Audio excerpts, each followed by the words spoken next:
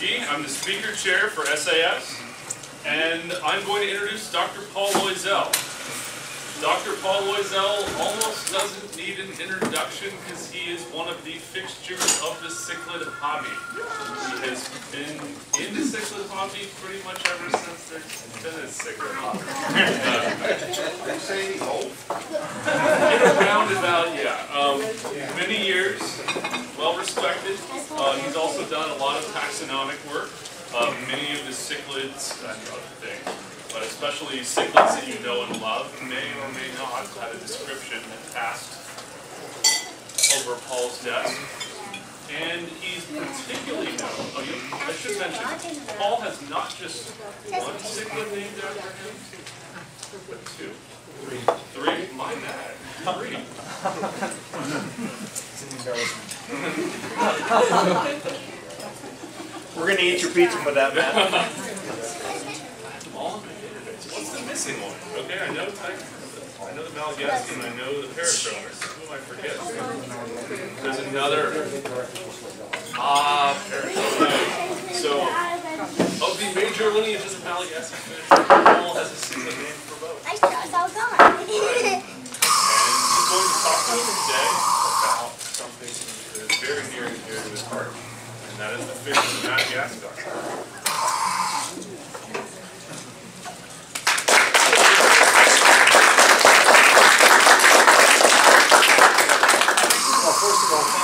Inviting me out. All right, as I say, I lived in California for quite a few years, and I actually did my doctoral work at the University of California at Berkeley.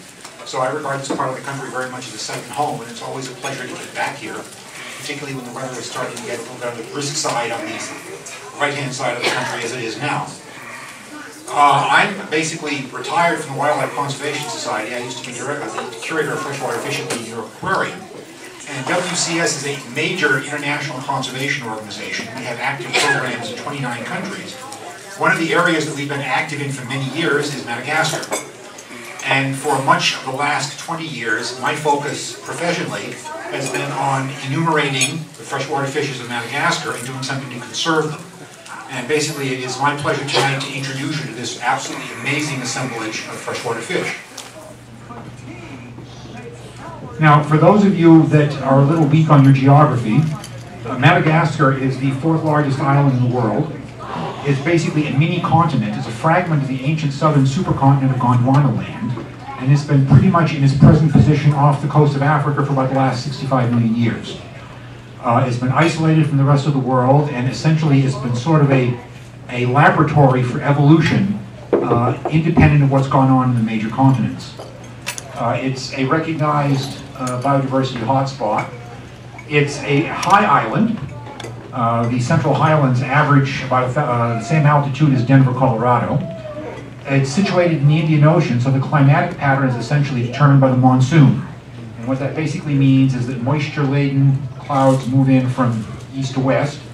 Because it's a high island, they dump most of their moisture on the east coast. So the east coast is very wet. The rivers tend to be very short. They flow year-round, but they don't have much by way of floodplains, and there are not very many lakes associated with them. The west coast, which is in the rain shadow, tends to have a much shorter rainy season. It's very much like California. There's about 4 months of rain, and then the rest of the year it's sunny and quite dry. The rivers on the west coast are much longer, because the coastal floodplain is much wider, they tend to meander before reaching the Mozambique Channel, and they tend to be associated with large complexes of lakes, and that makes, of course, a big difference in the kind of fish that you have. Madagascar is located far enough south so that the extreme southern part of Madagascar is outside of the tropics. It's essentially in the southern temperate zone. And because it is in the south, it's in the southern hemisphere, the farther north you get, the closer to the equator you get, and the hotter it gets. So you have sort of a reverse north-south gradient as far as temperature goes. And this is pretty much the case with regard to precipitation as well. The further north you are, the more rain you tend to get. The farther south you are, the less. As I say, it's been isolated where it is now for about the last 65 million years. It used to be part of a larger island called Indo-Madagascar. The Indian subcontinent and Madagascar would join together. They split at the end of the Cretaceous. India went sailing north, smashed into Eurasia and produced the Himalayas. and Madagascar just pretty much stayed where it is now. It's a recognized biodiversity hotspot. There have been some really wonderful nature programs done primarily by Survival Anglia and other British companies focusing on the terrestrial biodiversity of Madagascar. It is, for example, an orchid hotspot. The only part of the world where you find more orchids per square mile in Madagascar is the island of New Caledonia. There's an amazing diversity of amphibians on the island, and we keep finding 5 or 6 new ones every year. It's chameleon central.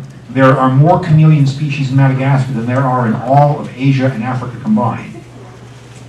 If you look at the mammals, which are the animals that tend to get focused on in these nature specials, Madagascar is home to the tenrecs, which is some of the most primitive placental mammals. It's home to a very interesting group of mongoose relatives that have now been recognized as a separate family. And Madagascar's largest terrestrial predator, Cryptoprocta the fouche, is a member of this group. And probably the best known Malagasy mammals are, of course, the lemurs. These are very, very distant relatives of ours. They're prosimian primates. They've radiated to a remarkable extent. And basically, people can relate to them because they're cute and they're fuzzy, and you can basically feed them bananas, and they're just delightful animals to be around.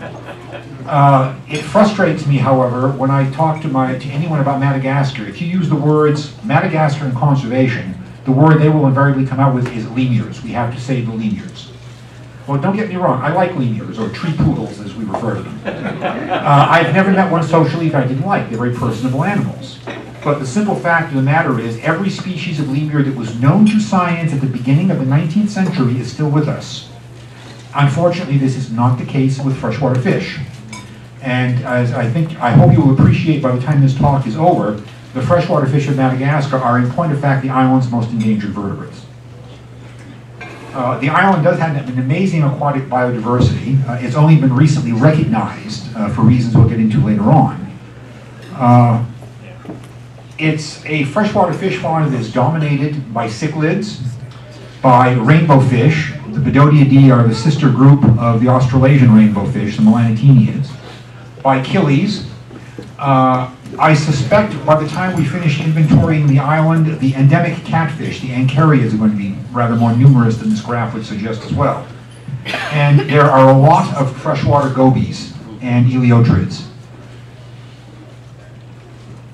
As I say, the 4 dominant groups in terms of numbers of species are the old world killies, the aplochilids, the Madagascar rainbows, the bedodiids, cichlids of various flavors, and the little freshwater eliotrids, freshwater sleeper gobies or gudgeons. There are, however, a lot of what we call secondary or intrusive freshwater fish. These are either marine species that can tolerate life in freshwater, or they are representatives of marine groups that have secondarily colonized freshwater. So we have, for example, a number of glassfish species. There are 3 species of little freshwater herring that are endemic to Madagascar. There is a freshwater toadfish, which is unquestionably the ugliest freshwater fish in Madagascar. And the four-spine scat, which also occurs in East Africa, is also a common feature of freshwater habitats in Madagascar. And again, these are all representatives of primarily marine groups. If you look at the relationship between life history and endemicity, you find that the strictly freshwater fish, all the fish that complete their entire life cycle in freshwater, are 100% endemic to Madagascar. They are found there and nowhere else in the world. If you look at animals that spend part of their time in the ocean, not surprisingly, there are a number of native species, but they also tend to occur elsewhere in the Indian Ocean basin. So there are species that are native to Madagascar, but they're not endemics. If you look at the geographical distribution of fish on the island, you'll find that for the strictly freshwater species, there are really dramatic differences between what you find on the eastern slope of the island and on what you find on the western. I know of no instance where you have species in common between both sides of the island. It's almost as if you had 2 entirely different fish faunas. And this reflects the fact that the present physical geography of Madagascar is very, very old. It dates back to probably the beginning of the Jurassic era. So again, this is a very old part of the world, and it's got a very old fish fauna on it. Now, as close as Madagascar is to Africa, and it's only about 400 miles across the Mozambique Channel between the western shoreline of Madagascar and the eastern shoreline of Africa, it would be reasonable to assume that the Malagasy fish fauna and the African fish fauna have a lot in common. Well, in point of fact, they don't. The freshwater fish fauna of Africa is dominated by a group of fish we call the otophysin fish, and that includes members of the carp family, kerasin-like fishes, and catfish. They are the overwhelmingly dominant groups, for example, in the Zambezi River, which is the large river system closest to Madagascar. If you look at Madagascar, the only otophysin group present are catfish. There are some freshwater representatives of the marine catfish, the sea catfish, family Ariidae, and then there's an endemic family, the Ancarriidae, found only on Madagascar. But there are no kerasins, there are no cyprinids. On the other hand, what you find is a large component in the Malagasy fish fauna of perch-like fishes, primarily cichlids. And again, if you look at Africa, outside of the African lakes, cichlids don't really compromise that larger part of the fauna. They're grace notes in the riverine fauna, but they don't really dominate the symphony. If you look at the fish fauna of New Guinea and compare it with that of Madagascar, on the level of the order, the similarities are really far greater. And again, this reflects the fact that Madagascar and Africa have been separate for a long, long time. If we are to believe the geologists, Indo-Madagascar and Africa separated about 120 million years ago. So the freshwater fish on Madagascar have been going their own separate way for an awfully long time. As I say, if you fish in Africa, you will find kerasin-like fishes, the elestids. You'll find lots of cyprinids, lots of barbs and their relatives. But again, none of these in Madagascar. This is a typical ancarriid catfish, Glugarcuatus, and there are a number of these, and I suspect because these are strictly nocturnal fish, and most Malagasy fishermen are strictly diurnal, as we poke around a little bit more aggressively at night, we're probably going to turn up more of these animals than the half a dozen or so species that we recognize now. Now, as I said earlier, there isn't really that much in common between Africa and Madagascar as far as freshwater fish go. If you sit down and look at the nearest relationships for Malagasy freshwater fish, the sister taxa, the nearest relatives for freshwater fish in Madagascar, are not found in Africa, they're found further east. For example, the sister genus of Pachypanchax is Aplochilus, which are found in India and Sri Lanka, and a couple species get as far east as Southeast Asia. The sister group of the Bedoteids, the Madagascar rainbow fish, are the Melantiniids, the Australasian rainbow fish. In the case of the cichlids, we have one genus, Paratroplus, which is so similar morphologically to the Indian genus Etroplus that you need to see an X-ray to appreciate the differences. Superficially, the animals are virtually impossible to tell apart. The other Malagasy cichlids don't seem to have any really close relatives. There's some suggestion that they may be more closely related to the Etroplines than to anything else. But they're really very distinctive animals, and again, if we are to believe the analyses that have been done, the Malagasy cichlids are, in every sense of the word, living fossils. They are the most primitive representatives of the cichlid lineage. The only Malagasy fish where there's some suggestion that the nearest relatives may live in Africa rather than further east are the ancarriid catfish. On morphological grounds, there's some evidence to suggest that their nearest relatives may be the machokids, the African upside-down catfish, and their relatives. However, if you look at the DNA, the suggestion is, in point of fact, the nearest relatives for the ancarriids may be some little Indian mountain stream catfish further east. I am not a catfish person. I'm not in a position to make any kind of judgment on this. I simply sit back and watch or listen to the catfish people argue about it. At some point, we'll have a large enough data set to make a definitive conclusion. My guess, however, is when we have all the necessary data, it will probably turn out that the sister group for the ancarriids occurs farther east rather than west in Africa. Now, the peculiar thing about Madagascar, it's sort of like the Sherlock Holmes story about the dog that did bark in the night. Well, in the case of Madagascar, there are groups of fish, given the age of the island and its geological history, that should be there that are not. And the classical example of this are the bony tongue fishes. Bony tongues, the Osteoglossiformes, have a classic Gondwanan distribution. You find them in Australia, you find them in South America, you find them in Africa. is one genus that gets as far north as Southeast Asia. By rights, they should be in Madagascar.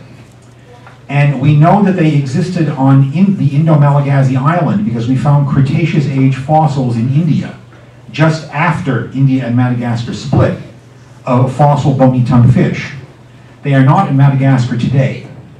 And it's not because the environment is not favorable to them, because the West African bony-tongued Heterotus niloticus has been introduced to Madagascar as an aquaculture fish. It has managed to escape, and it's established itself quite comfortably in large parts of western Madagascar.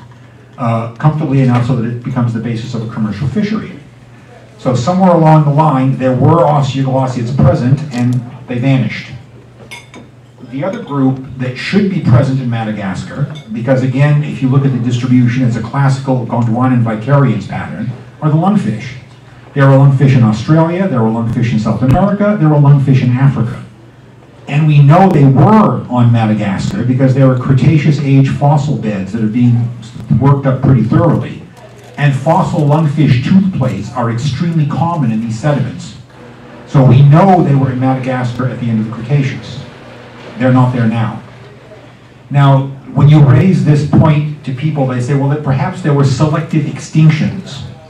Well, folks, bony-tongued fish and lungfish are about as close to industrial strength as you're going to get. They tend to be air breathers. They're capable of living in extraordinarily scuzzy habitats. They're just tough fish. And I cannot wrap my mind around any extinction event that would selectively take out lungfish and bony tongues and leave rainbow fish, killies, and cichlids around. So this is a real mystery, and I suspect, short of inventing a time machine and going back, there's no way that we'll ever solve it. But it is an anomaly with regards to the makeup of Madagascar's freshwater fish fauna. These are the fish that should be there but aren't. The other peculiar thing about Madagascar is there are no miniature fish in the Malagasy fish fauna. If you go to Africa, if you go to Southeast Asia, if you go to Australasia, there are plenty of fish that are essentially under an inch and a quarter total length. And we know a lot of these fish very well as aquarium fish. There are miniature tetras. All of the Australian blue eyes fall in the miniature fish category. There are plenty of miniature cyprinids, both in Africa and Southeast Asia. And there are miniature persids. It's not that persiform fish can't produce miniature fish, because they do. And logically, if you look at Madagascar today, and you look at the habitats, they ought to be there, but they're not. And we know, we've looked for these animals with the appropriate kind of net. We sampled with electroshocking, we sampled with rotenone. There simply are no miniature fish in Madagascar. And what this suggests to me is that at some point in the past, Madagascar became inhospitable enough in terms of environmental modification so that these animals simply were wiped out, and there simply hasn't been enough time to re-evolve miniature representatives of the lineages that are there now. And this should certainly be possible. There are miniature aplochilids in India, Aplochilus parvus. There's lots of melanoteniids, as well as blue eyes, that fall into the miniature fish category. And among the etriplean cichlids, the orange chromide, Etripus maculatus, is small enough to be classified as a dwarf cichlid. So these lineages seem to be perfectly capable of producing miniature forms. Again, I think they just simply haven't had a chance to re-evolve miniature forms in contemporary Madagascar. Now, the interesting thing about Madagascar is that until relatively recently, the prevailing wisdom was that it had a very depauperate fish fauna. It had very few freshwater fish. And this is a classical example of, if you don't ask the right questions in science, you don't get the right answers.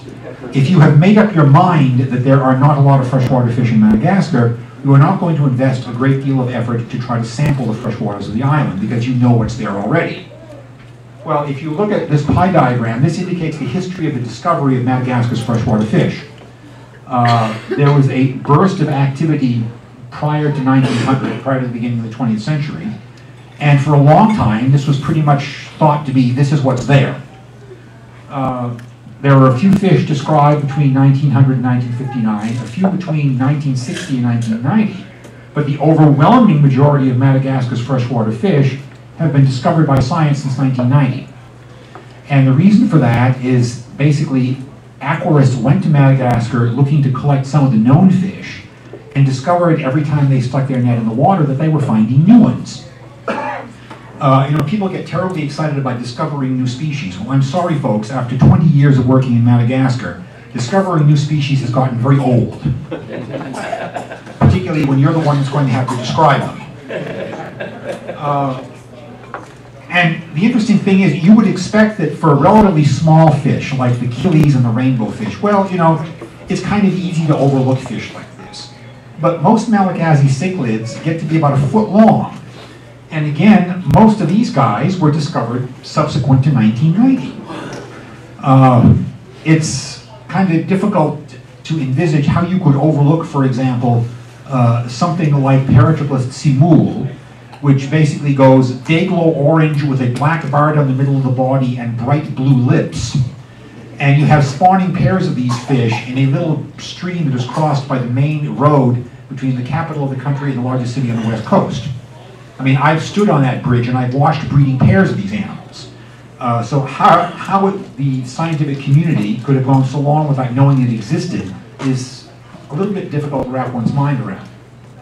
On the other hand, there are real reasons why Madagascar's freshwater fish fauna has not been studied thoroughly until relatively recent times. First of all, it is not an easy island to get around in. It's about the same size as Texas. There used to be a reasonably decent road system during the French colonial period, but that road was maintained by unpaid forced labor. And after independence, that's the first thing that stopped, and at that point, the road network went to hell in a handbag. This is basically, let's see if I can get this right. This is a dry season road between Moramanga and Anosibayanala, which is a major town on the east coast. The only way you can reliably get in and out of that town is in a little cart pulled by a four-wheel drive tractor. Now this is the dry season, folks. I leave it to your imagination what that road looks like during the rainy season. So it's not an easy island to get around in. The other problem, and this is again something that we've discovered relatively recently, is a lot of these fish, a lot of these groups are characterized by what we call single basin endemism. In the case of the Madagascar rainbows, the Bedodia species, the rule seems to be every major river on the east coast has its own endemic species, and that fish is found in that river and nowhere else. There are only a handful of Bedodia species that occur in more than one river system. So obviously, if the rivers are hard to get to, and in many cases, the middle and upper reaches of these rivers are not accessible by vehicle, they're not that easy to sample, and it's pretty easy to overlook the animals. The other difficulty is a lot of Malagasy fish are adapted to live in very fast-flowing water, and riffle and rapid habitats are not easily sampled. So again, it's not perhaps too difficult to understand why rapids-living cichlids like Oxalapia coli and Paratriplex neurosadi were not discovered until relatively recently. I think this also reflects the fact not only these are difficult habitats to fish in, but at least during the French colonial era, the French scientists that worked in Madagascar don't seem to have been in the habit of talking to the Malagasy. Because when Patrick Durham and Jean-Claude Nourisat found this fish, and I use the word found in quotation marks, they found this fish by accident. They were looking for another fish in the Sofia Basin, saw this animal, a juvenile in the net, immediately recognized it was something new, got very excited about it. And Jean-Claude, God bless him, who is no longer with us, was your typical Southern Frenchman, and basically talks with his hands, very, very expressive, just like Italian people are. Patrick is Swiss, and he's not expressive at all. Patrick just sort of sits around and smiles. And the Malagasy saw these two vazas acting in a bizarre fashion, even a bizarre fashion for vaza, and the Malagasys all think that we're not playing with an entirely full deck. So they came over, looked at the fish, one of them says, "Ah, lamina," and proceed to describe to Patrick and Jean-Claude how large it gets, what it looks like in breeding coloration, where it lays its eggs, what color the eggs are, how many eggs are typically produced, and when the breeding season is. So this may have been new to science, but the Malagasys knew all about it. So again, I think this is much a case of not taking advantage of local information sources as not being able to get in there and sample the fish directly yourself. The other difficulty is what I call the little brown fish syndrome. Until relatively recently, there were no effective ways to record the life color patterns of fish in the wild. And we now know that for a lot of fish, color pattern differences are highly diagnostic in terms of recognizing separate species. In the case of the Malagasy killies, these are extraordinarily conservative animals morphologically. If you look at preserved material, there just isn't a lot of difference in terms of numbers of scales, numbers of fin rays, body proportions, whole shooting match. And obviously, when you put them in formalin and put them in alcohol, however brilliantly colored they may be when they're alive, they turn into little brown fish. So again, in the case of aplochilids, and to a certain extent of bedodiids as well, it wasn't until we had effective means of recording life colors in the field, or until we were able to bring these animals back into captivity and study them here, that we realized that we were, in point of fact, dealing with very different species. However similar they may look in alcohol, they were really very different fish when they were alive. And then finally, there is the question of what I call a faulty research paradigm. Until relatively recently, the principal work on the freshwater fish of Madagascar was compiled by a French fisheries biologist named Jacques Quinaire. And Quinaire, bless his soul, was a competent fisheries biologist, but fisheries biologists are not taxonomists. They're not really trained to look at the world through a taxonomist's eye. So Quinaire felt that there was only one Tychochroma species. It just had a lot of geographical color variance. And because he had decided already that there was only one species, he never bothered to look at preserved material to see whether, in point of fact, there was something more going on than just geographical differences in color. Well, when we started bringing these animals back into captivity, it became very obvious that these were not just color variants of one species. And finally, John Sparks and Melanie Stiazi at the American Museum actually did good, thorough morphological studies of preserved material and discovered that, in point of fact, there were very dramatic differences in things like pharyngeal dentition and the way the skeleton was put together. So this is the case where if you make up your mind beforehand, if you've already decided what the answer is going to be, you're not going to get very satisfactory results, even when the differences are there and should be slapping you in the face. So in the case of a lot of the cichlids, the variation was there, it was simply not interpreted in a correct fashion. These were thought to be trivial differences in color pattern, but in point of fact, they indicated very dramatic differences in morphology. And these morphological differences have been confirmed by DNA analysis. So we are now up to 8 Tychochroma species, and there's at least 2 undescribed ones that are waiting to be worked up.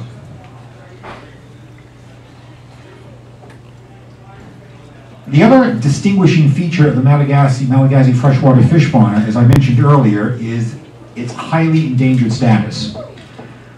This is a relatively recent breakdown, this dates to 2012, of the conservation status of Madagascar's freshwater fish. And you will notice that the Malagasy freshwater fish fauna has the dubious distinction of having more critically endangered, and threatened species than animals that are considered low risk. And the overwhelming majority of Malagasy fish species are to a greater or lesser extent vulnerable. This is largely due to the fact of what I call the conservation trifecta. There are 3 factors that have impacted Madagascar's freshwater fish and put them in their present very hazardous situation. The first problem, and this affects everything that lives on the island of Madagascar, is habitat degradation. Madagascar was only settled relatively recently by people. The most solid date we have for permanent residents in Madagascar, this starts about the 2nd century AD. And Madagascar was essentially settled on the rebound from the East African coast. The Malagasy people are not Africans. They are basically laterally displaced Indonesians. The sister language of Malagasy is spoken in the Burita River Valley in Borneo. Apparently, these ocean-going Indonesians settled on the east coast of Africa about the 2nd century BC and established themselves quite comfortably. They had to deal with the Bantu migrations that started about the 1st century AD, and basically they were up against a people who were more numerous and equally belligerent. So they had a choice. They could either stay in Africa and allow themselves to be assimilated, and some of the Malagasy did. The others got into their canoes and crossed the Mozambique Channel and settled in Madagascar. When they arrived in Madagascar, most of the island was to a greater or lesser extent covered with forest. On the east coast, where it's very wet, it was your classic triple gallery tropical rainforest, evergreen rainforest.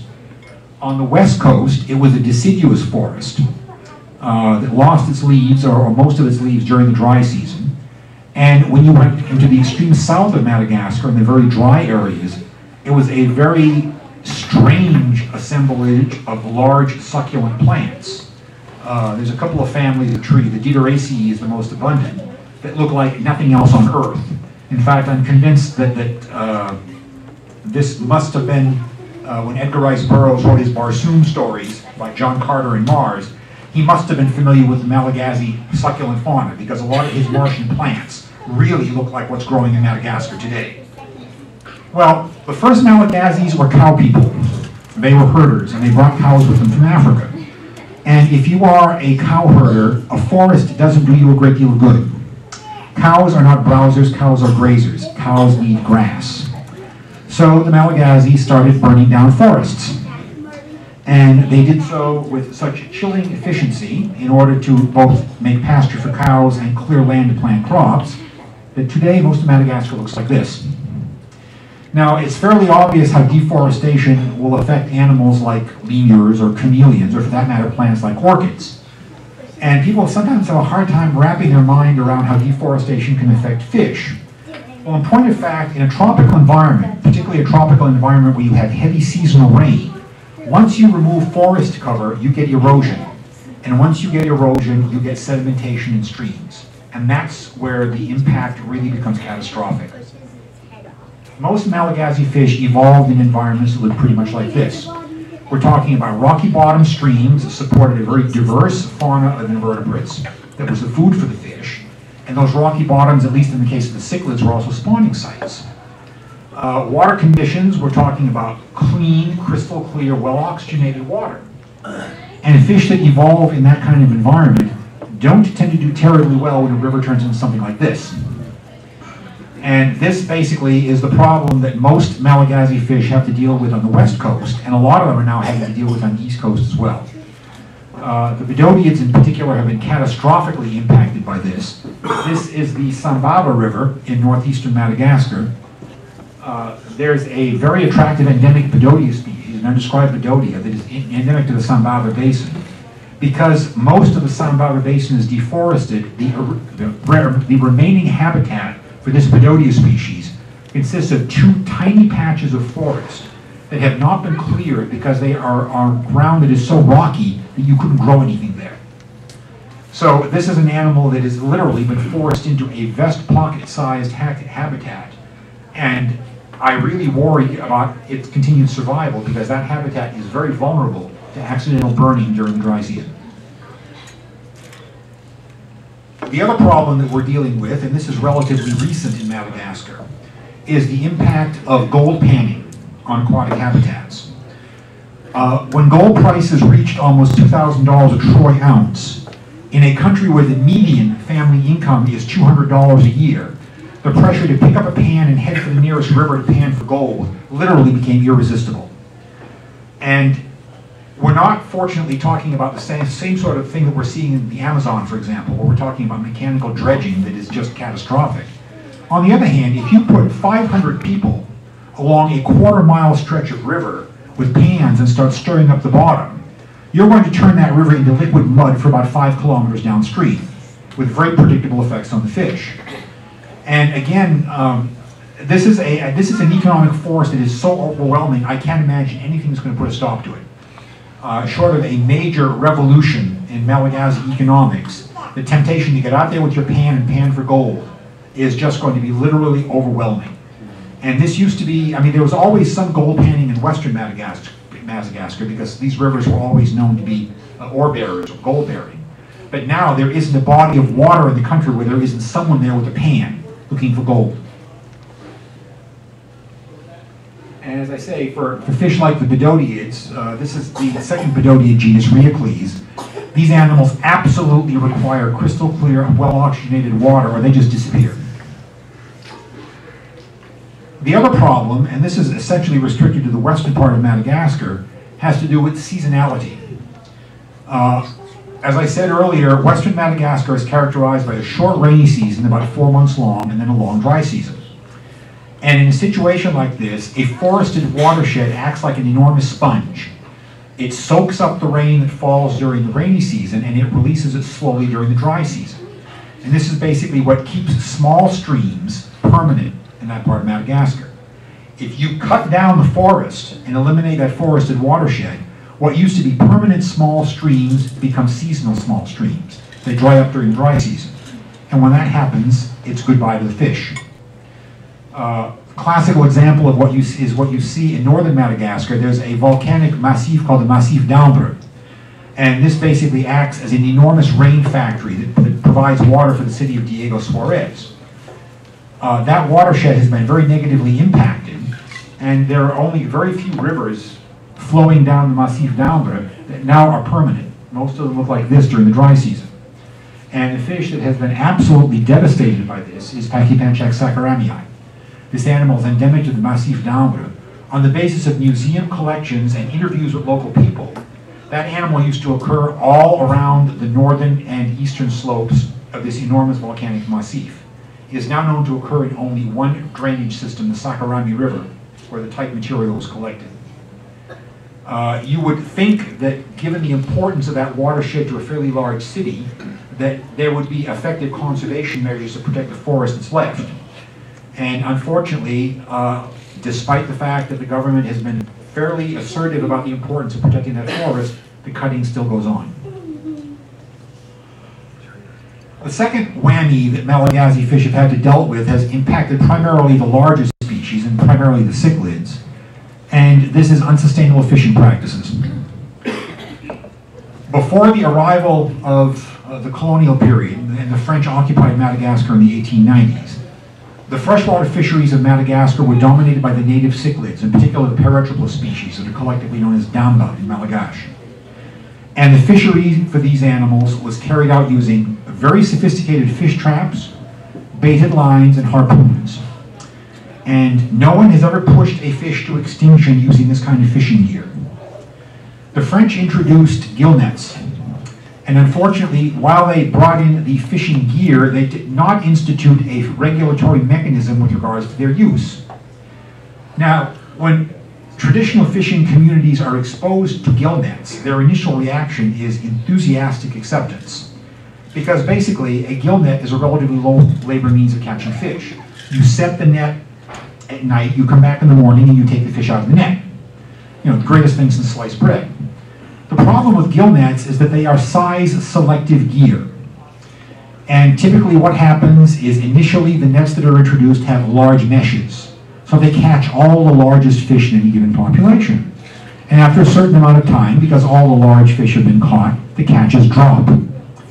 And the universal response by fishermen, I don't care whether they are white, black, yellow, or red, to that kind of situation is you make the meshes smaller. And then you make them smaller and smaller and smaller, and eventually you make them so small that you catch the fish before they start breeding. At that point, the fishery collapses. And this basically is what happened to the Paratripus fishery in Madagascar by the late 1940s, early 1950s. What we did not know, or what the French did not know then, and what we did not know until relatively recently, is that Paratripus were extremely vulnerable to overfishing. They are very slow-growing cichlids. It takes them about 3 years to reach sexual maturity. They are not terribly prolific. They produce very large eggs and very large fry. So they invest a lot in each individual progeny, but they don't produce a lot of them at any given time. And that kind of fish, once you knock the breeding population back, it takes an awfully long time for that population to build itself back up again. Well, the French response to the collapse of the damba fishery was to bring tilapias in from Africa. And tilapias, as it transpired, do very well in disturbed habitats. In fact, they live in disturbed habitats in Africa. So there is still today a very important freshwater fishery in Madagascar. It is dominated by cichlids, but the cichlids are African tilapias, not native damba. And this is in many respects unfortunate. The Malagasy would very much like to have the damba back. They think they taste better than tilapia. And frankly, having eaten Paratroplus polyactus, the East Coast species, which is the only one that you can eat in good conscience if you're a conservationist, I would have to agree with the Malagasy. It is a superb eating fish. But again, the problem is, when you're dealing with a case-selected animal, a very slowly reproducing animal, it's just not that easy to build up a population after you've knocked it back. The other problem that we're dealing with now in Madagascar, and this is a relatively recent one, is a byproduct of the campaign, the worldwide campaign against malaria. And one of the effective tools that they found, if you want to knock malaria back in a tropical country, is to make available to people, either free or for a very nominal price, mosquito-treated or insecticide-treated mosquito nets. Because obviously, if the mosquitoes can't get at you to bite you, they can't transmit malaria. Well, what no one seems to have anticipated in the NGO community that is interested in public health is the fact that a mosquito net that keeps mosquitoes out is also very good at catching fish. And unfortunately, unlike the traditional baskets, which were how small fish were caught in Madagascar, a mosquito net is so finely woven that it does not allow fry to escape. So it is literally quite possible using mosquito nets to vacuum a small stream free of just about anything with fins. And in point of fact, this has happened quite extensively in Madagascar over the last 3 to 4 years.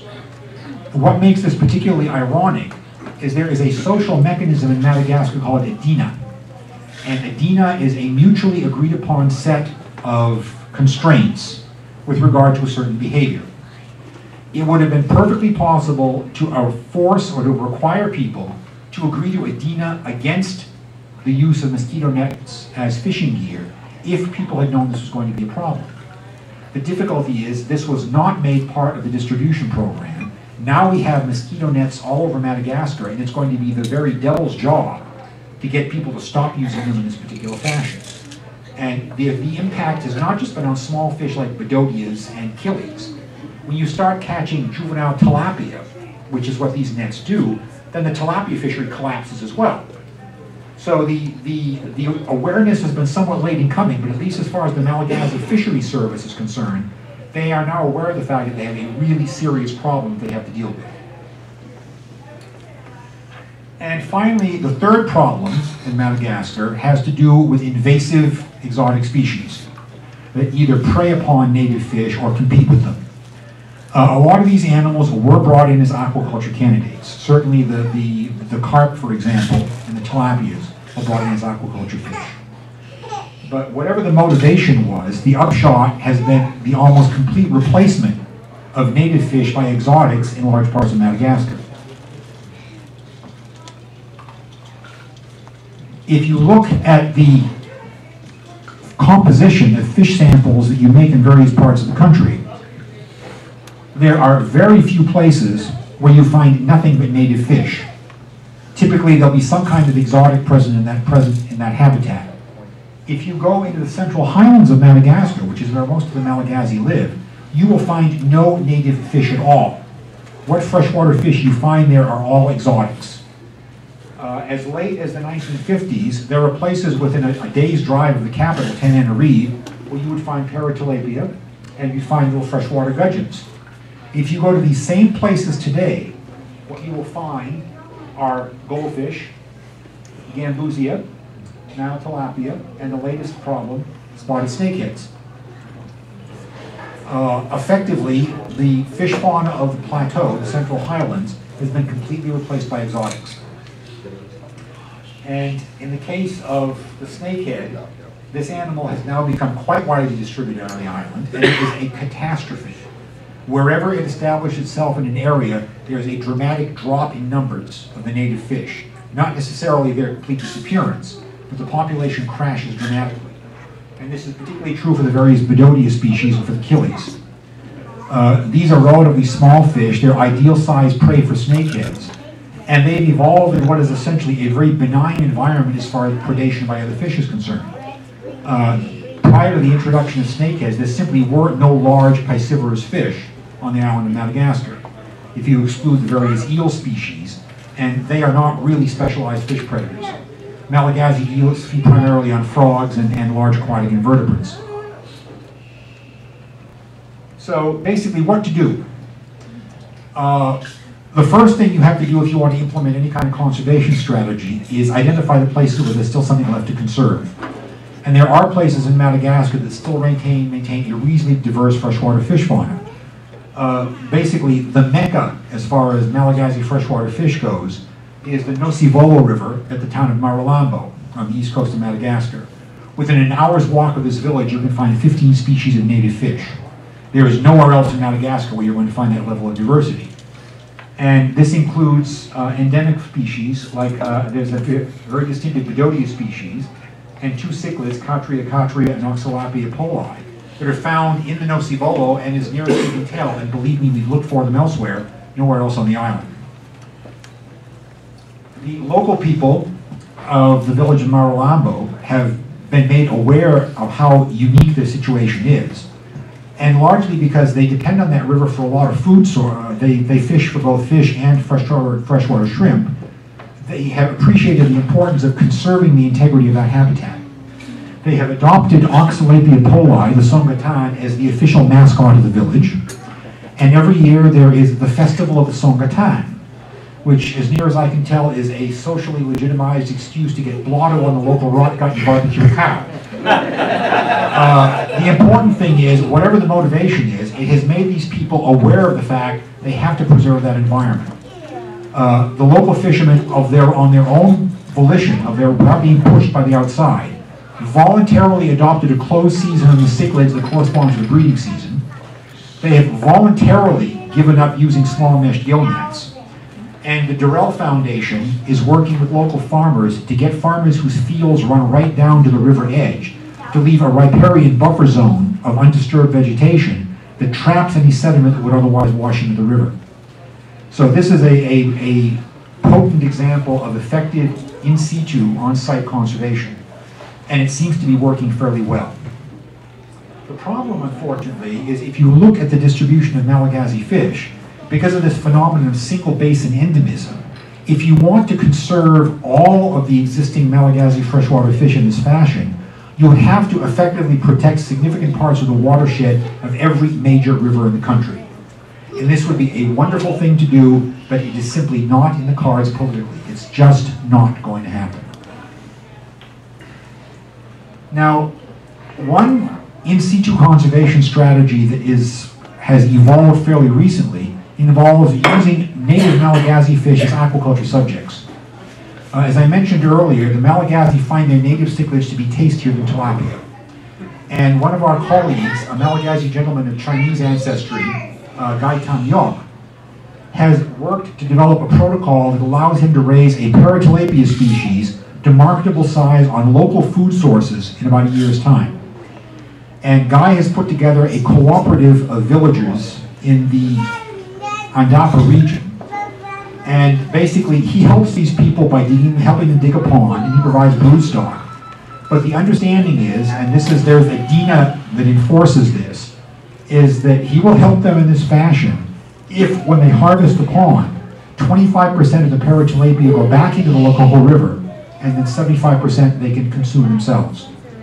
So what he's basically managed to put together is a self-financing restocking program for a critically endangered species.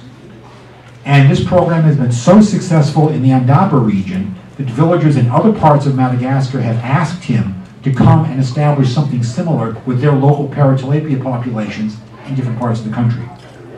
So this, I think, has real promise, at least for the cichlids, in terms of assuring their survival in their country of origin. When you give the animal a significant economic value to people, they will be motivated to save it. The other strategy that works for the animals that really don't fall into the marketable category is captive breeding. And this is something that I've been involved in for the last 15 of the last 20 years. What it basically entails is collecting wild broodstock, packing it, shipping it out, and then managing the populations in captivity.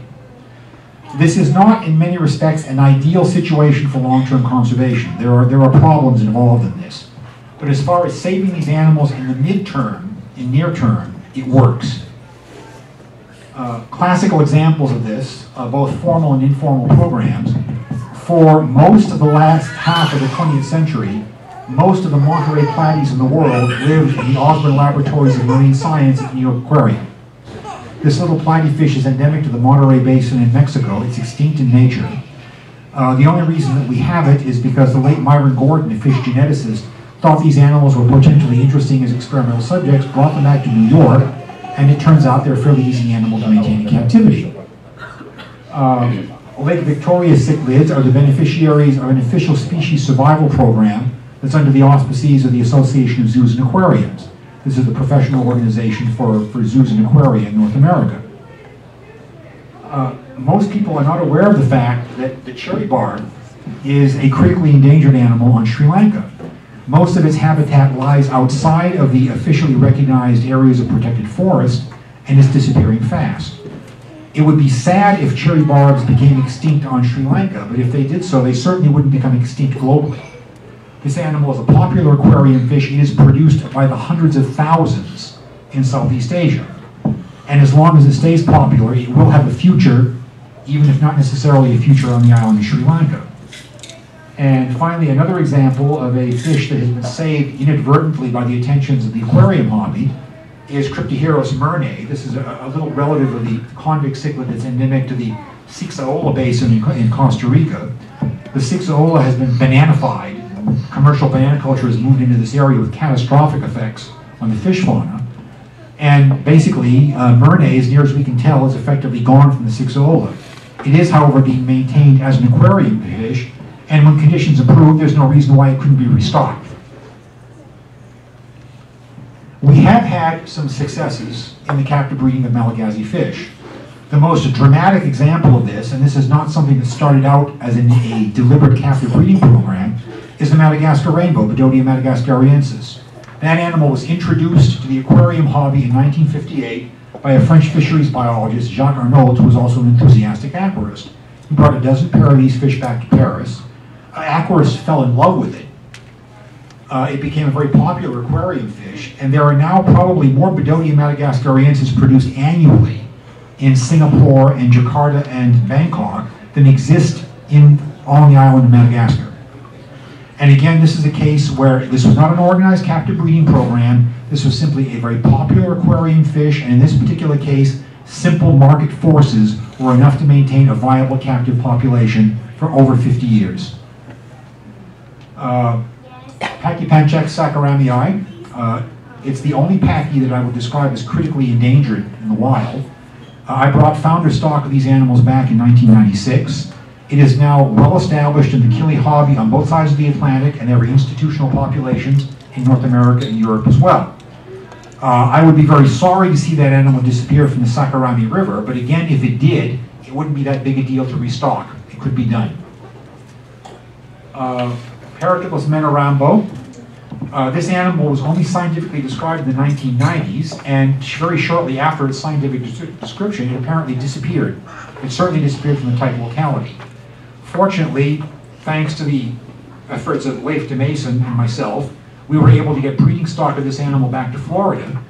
And although we have rediscovered relic populations in Madagascar, it has gone from being extinct in the wild to being critically endangered. And only in Madagascar could that be considered a step forward. The animals have taken to Florida with a vengeance and breed quite enthusiastically. Again, if we had the appropriate environmental conditions, there's no reason why we couldn't restock selected habitats with Paratripus menarambo. Another cichlid that has benefited from the benefit of aquarium hobbyists is Tychochromis insulatus, the redfin tycho from the Sophia. This fish has been bred by European aquarists, and I gather there are still populations of that animal floating around on the other side of the Atlantic. So we've made a start, but the important thing is it is only a start. If you look at the number of species in blue, the number of animals that have what I will call solidly established populations in captivity, the number relative to the total number of threatened species is really quite small. So we have a ways to go in this area. And if any of you are interested in working with an endangered Malagasy fish, I have brought 2 Pachypanchax species for your auction table. I have a pair of wild Sophia Pachypanchax. This is not critically endangered, but it's certainly getting there fast. And there's a reverse trio of Pachypanchax sparxorum, which is not critically endangered, but certainly is vulnerable. These are very attractive killies. They are absolutely dead easy to breed. They're the ideal beginner's killie because if you keep a male and a female in a well-planted tank, you will have babies whether you want them or not. They are effectively indifferent to water chemistry. They will live and spawn quite happily in hard water. They eat anything. These fish will take flake food 20 minutes after you get them out of the wild in Madagascar. So they're a wonderful killie to work with, even if you're a rank beginner. And I hope that you people will jump to the occasion presented by working with these particular fish. I would like to feel that I have left behind viable captive populations of these two species on the West Coast when I go back to New Jersey. The challenges that we're up against with captive breeding are fourfold. First of all, there are Malagasy fish about whose reproductive biology we are in absolute and total ignorance. The Ancaria catfish. The Malagasy fishermen say they are male outbrooders. This is not implausible. The animals have only one functioning ovary. The eggs are enormous, and there are very few of them produced by any given female. So there's obviously some kind of parental care provided. As these fish seem to be closely related to the marine catfish, which are paternal outbrooders, it is at least a viable hypothesis. But until we get these animals into captivity and breed them in the aquarium, there's no way to know for sure. So this is an example of a knowledge gap that complicates captive breeding. In many cases, the problem is getting broodstock into the country. We went through a period of about 7 years in Madagascar where we simply could not get export permits. That situation has changed, and it's now possible to bring fish out, but we have a lot of time to make up for. Fortunately, in the case of Pododia, these are not difficult fish to breed. I'm sure once we get broodstock out into the hands of competent people, we will have no trouble establishing captive populations. But again, it's only been within the last couple of years that this regulatory impediment has been eliminated. In other cases, we have brought the fish out, bred them, and then lost them. We simply did not know enough about their biology to establish an effective husbandry protocol to maintain them in the long term. Rheocles is the second Pododia genus, and these tend to be high-altitude fish. And what we learned the hard way with Rheocles is that they do not tolerate temperatures much in excess of 75 degrees for any length of time. We had successfully bred Rheocles aloetrensis, both in New York and in Denver. And both New York and Denver lost their populations in one particularly hot summer. We had a spell in August where temperatures were well into the low hundreds. The buildings where the fish were kept did not have central air, and that was the end of that. So we now know if you want to work with Rheocles, you've got to have a chiller. And generally speaking, this is not what one thinks of as a critical piece of husbandry equipment when you are working with tropical fish. And the final problem, and I'm not sure whether this one has a solution, there are species of fish in Madagascar, and Tychochromoides benzidinus is a classic example. They still exist in the wild, but the numbers are so small that the probability of being able to catch enough founders to establish a genetically viable captive population is just vanishingly small. These are fish that I refer to as zombie fish. They are literally the living dead. And I'm not really sure at this stage of the game whether there's anything we can do for them. It doesn't mean we shouldn't try. But I'm not really investing a lot of emotional capital in establishing viable captive populations of Tychochromoides species. It just doesn't look like it's in the cards. So it's, when you hear something like this, it's relatively easy to be pessimistic about these animals. And to assume that we're looking at the sunset of really a very interesting and certainly a scientifically very valuable fauna of freshwater fish. But if you work on conservation in Madagascar, unless you want to go slit your wrists in a quiet corner, you have to be optimistic. And the Trondro Foundation, which has been doing wonderful work, working primarily with primates and with waterfowl, put out a Christmas card a couple of years ago with this little hind tale, this Malagasy poem that translates below. And what we basically hope, this pretty much expresses the sentiment of all of us who do conservation work in Madagascar. Sometimes it's hard to be optimistic, but every now and again you do have a success, and essentially it allows you to basically just soldier on. So it doesn't matter whether you're working with exotic plants, whether you're working with amphibians, reptiles, tree poodles, or fish. What we hope for essentially is a situation where these animals will have an environment that allows them to persist in the foreseeable future. So again, thank you very much for listening, and I'll be glad to try to answer any questions you have about Malagasy fish or conservation in Madagascar in general.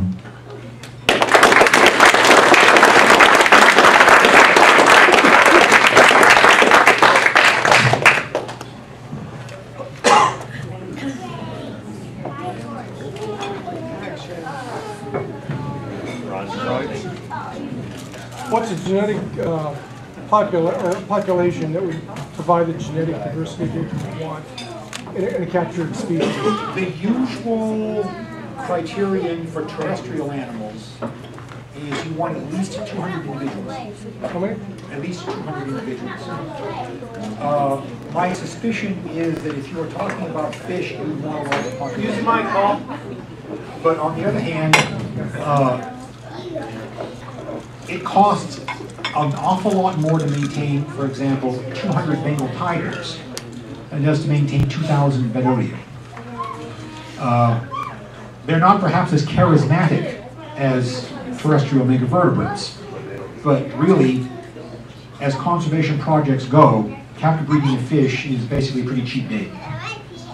It's a much less expensive exercise than working with any of the more charismatic megavertebrates.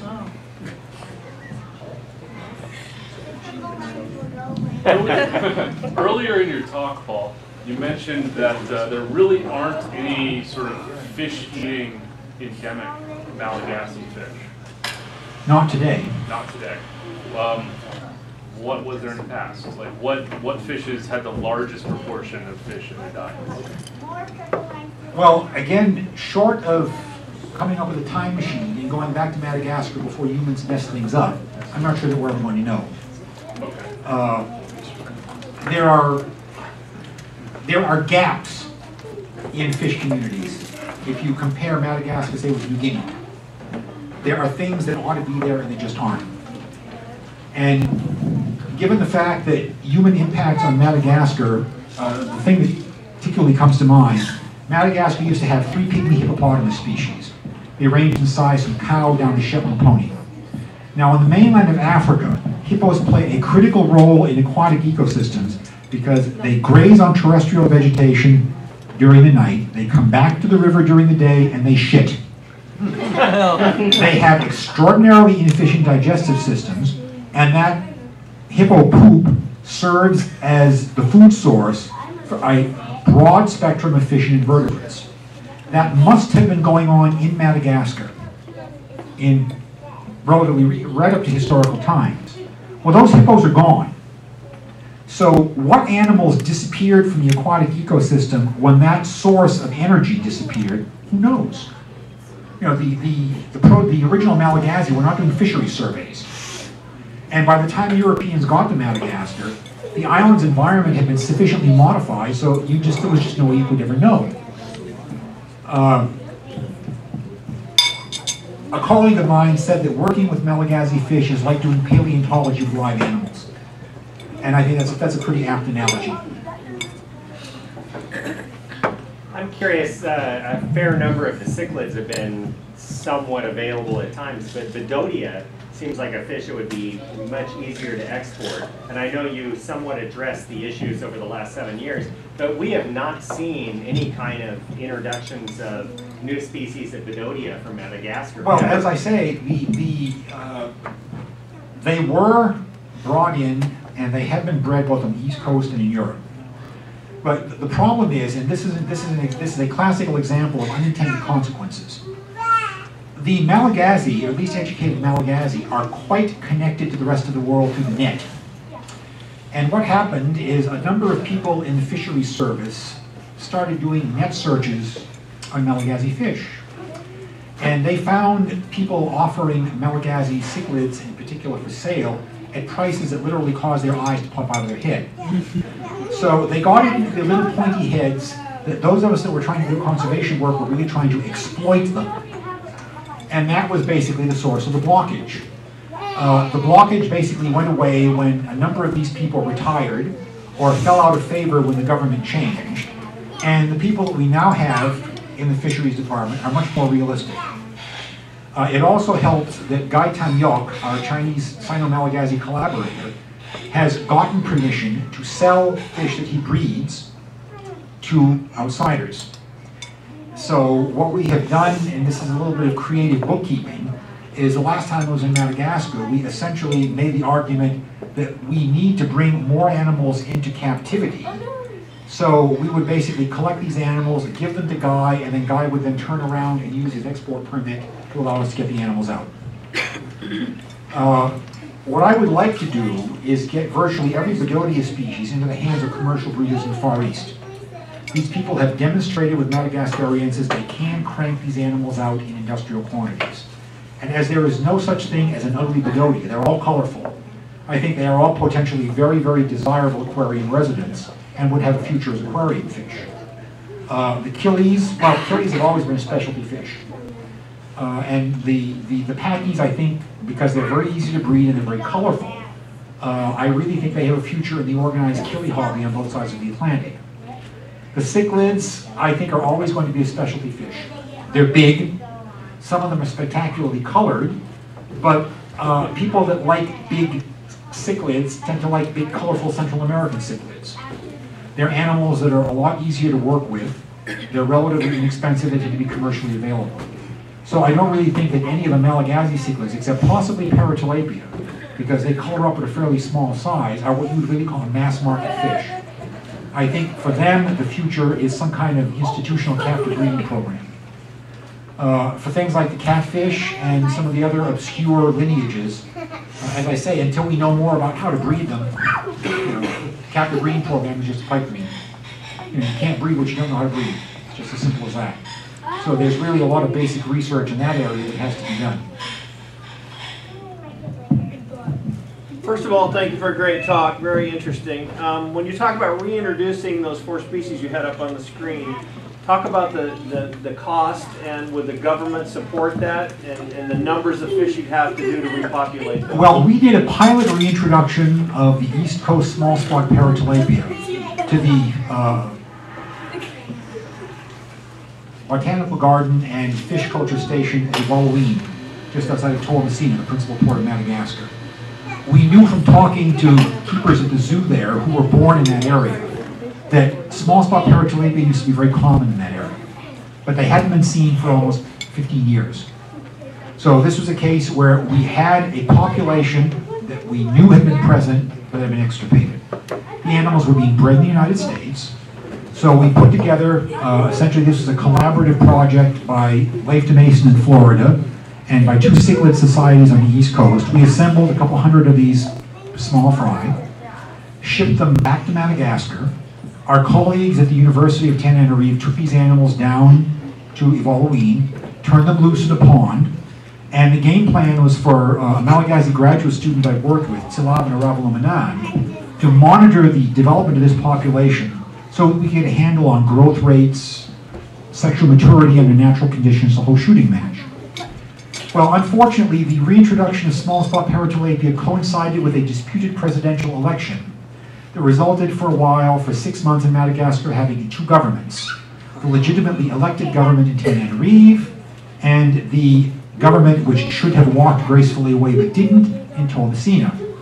And it was effectively impossible for anyone to get from one place to the other.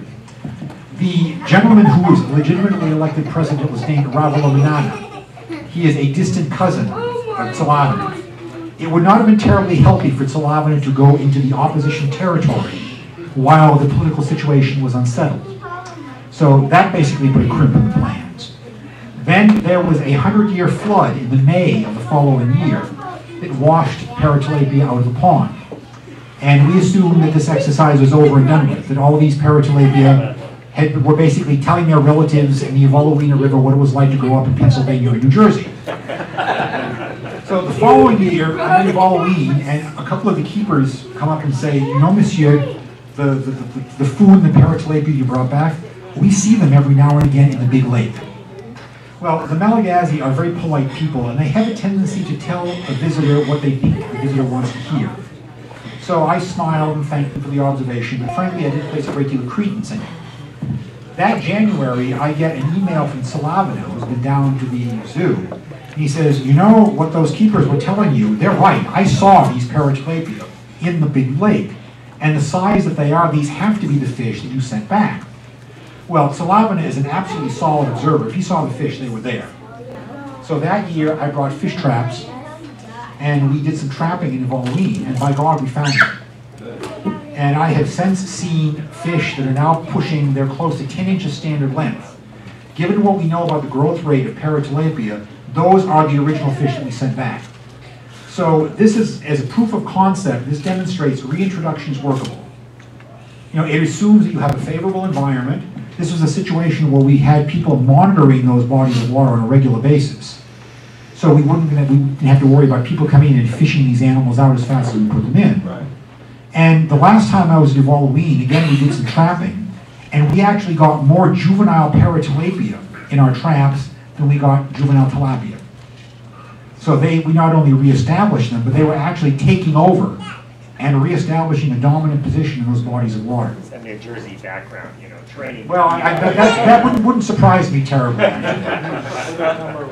So it is doable. Is it costly though? And is the government going to support it? Well, this particular exercise cost us about $2,000 in air freight. Air France was not being particularly responsive. They now have adopted a far more proactive policy towards conservation in Madagascar. I suspect we could probably get those fish transported for nothing. The government in this case, was very supportive. And in fact, I've been approached by people in the fisheries department with regards to doing this with some of the paratropo species. The problem is, it's not that we can't produce the fry. We can. Leif can crank out whatever quantity of any down species you want. The problem is there has to be a very specific set of conditions on the ground if this is going to work. There has to be a local community that is willing to support the effort and respect that body of water in terms of fishing until a population establishes itself. If we can find that circumstance, I would certainly have no trouble finding the money to get the fish back. But that's the critical factor now. There has to be local support for the effort. If there isn't, it's wasted money. Gudgeons are really cool. Could you talk, and I've never heard anything of substance on the biology of Malagasy gudgeons. Well, the endemic genus is called Ratsarakia. It was named after the former military dictator. And given the fact that they tend to be ugly little fish with an attitude, I think this is a case where the name matches quite well. They are strictly freshwater. They produce extremely large eggs, but very few of them. The fry are large enough to take right through the hatching. The problem is they are all fairly high altitude fish. They really do require cooler water. Happily, none of them are really what I would call critically endangered. They seem to adapt fairly well to environmental disturbance. They cope pretty well with exotics. One of the best places to collect Ratsarakia legendrii is a habitat where you also find the little Rheocles alotrensis and a West African labyrinth fish, Microtina poma and sorgii, and platies. So you have 2 exotics, 2 natives. Again, 3 visits in 5 years' time is not really a very long baseline. But the impression I get is that all these populations were stable. Somehow they had managed to come to an accommodation with one another. They're partitioning the resource effectively. They're maintaining stable populations. I would like to work with some of the Ratsarakia species. I think they'd be interesting little fish. But again, they're not really a high conservation priority. And given that resources are limited, necessarily you focus your efforts on the animals that are most endangered. I know that everybody here shared my wonder and fascination at the beauty of the go-go. The goog. The goog? The That's goog. how it's pronounced? Yeah. The fantastic catfish that was kind of blunt-finned and That was the brown colored. one, right? Yeah. It's gray, okay. But that fish has never been, do you think that any of these fishes are going to be available? Well, the problem with goog is that because they are nocturnal and because they don't figure prominently in the traditional fishery, is I can't tell you anything about their conservation status. Simply on the grounds that some of these animals have very restricted distribution, at the very least I would consider them to be vulnerable. But again, they're a relatively low priority animal compared to species that we do know to be in very serious trouble. Lee Finley, God bless him, has been nagging me for 15 years to bring Ancarius back. And if I could get a hold of him with any kind of facility, I would have done it just to get him off my back. But again, these are nocturnal fish. They're just not that easy to catch.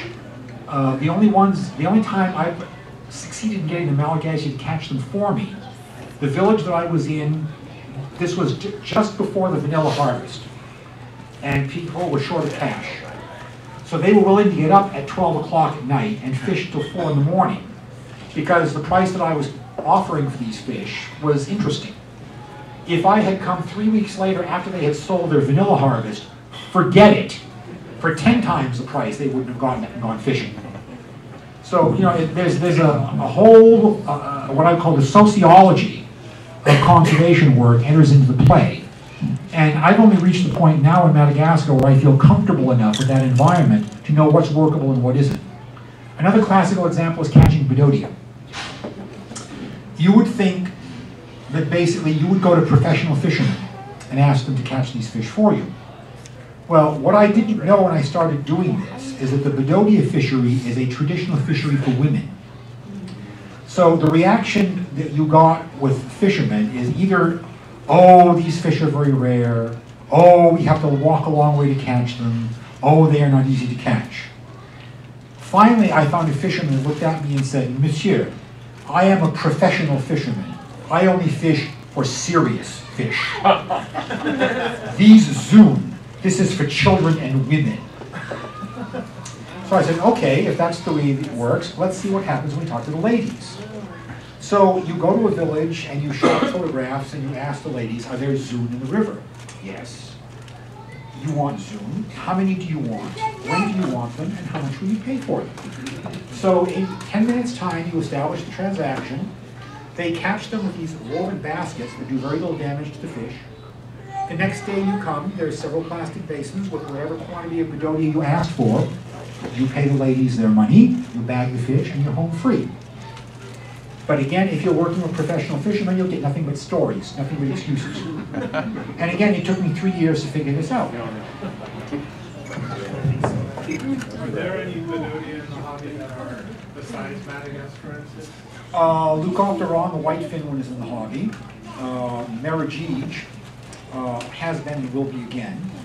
The undescribed rhinofauna species was for a while quite abundant on the East Coast. And again, that population dropped off. San Francisco has that fish, and because that animal is now critically endangered, Which one is that? the Namaroon species, the rhinofauna bedodia. Is that the one with the center spike? Did you have a picture? Yes, that's the one that has the very deep red anal fin.